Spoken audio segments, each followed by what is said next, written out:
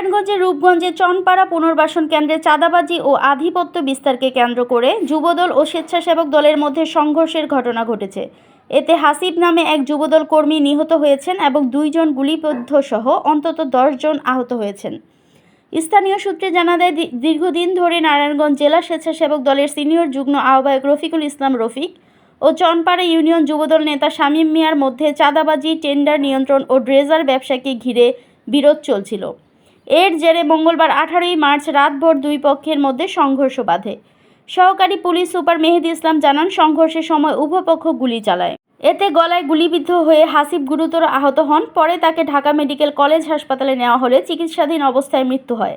আহত অন্যান্যদেরও হাসপাতালে ভর্তি করা হয়েছে। সংঘর্ষের পর বুধবার সকালে পুলিশ ও র্যাব যৌথ অভিযান চালিয়ে চনপাড়া পুনর্বাসন কেন্দ্র থেকে বিপুল পরিমাণ দেশীয় অস্ত্র উদ্ধার করেছে। বর্তমান এলাকায় অতিরিক্ত পুলিশ মোতায়েন করা হয়েছে এবং পরিস্থিতি থমথমে রয়েছে। আপনারা জানেন, গত রাতে আধিপত্য বিস্তারকে কেন্দ্র করে এই চনপাড়ারই স্থানীয় 2টি সন্ত্রাসী গ্রুপ শামীম এবং রব্বানির গ্রুপের সদস্যদের মধ্যে প্রাথমিক পর্যায়ে আমরা শুনেছি যে আধিপত্য বিস্তারকে কেন্দ্র করে হাতাহাতি হয় এবং হাতাহাতিটা পরবর্তীতে একটা ব্যাপক সংঘর্ষের রূপ নেয় এবং এক পর্যায়ে প্রায় 3:30-4টার দিকে এখানে আমরা শুনেছি এবং প্রমাণও পেয়েছি গোলাগুলির ঘটনা ঘটে। এই গোলাগুলির প্রেক্ষিতে আপনার তাৎক্ষণিকভাবে আমরা শুনেছি যে 3 জন গুলিবিদ্ধ হয় এবং তাদেরকে ঢাকা মেডিকেলে প্রেরণ করা হয়।